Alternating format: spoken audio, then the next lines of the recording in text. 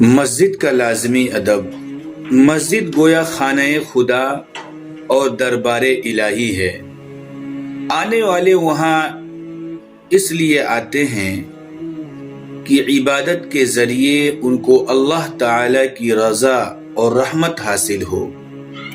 اس لیے رسول اللہ صلی اللہ علیہ وسلم نے ہدایت فرمائی کہ کوئی بندہ غفلت کے ساتھ نہ مسجد میں جائے نہ مسجد سے نکلے، بلکہ جاتے وقت اور نکلتے وقت بھی اس کے دل و زبان پر مناسب دعا ہو۔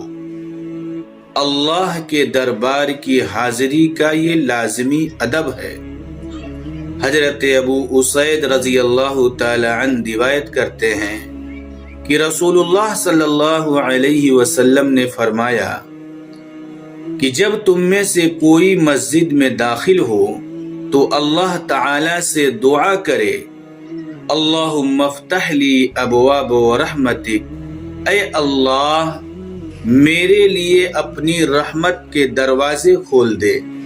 اور جب مسجد سے باہر آنے لگے تو عرض کرے، اللہم انی اسألک من فضلک، اے اللہ میں تجھ سے تیرا فضل مانگتا ہوں۔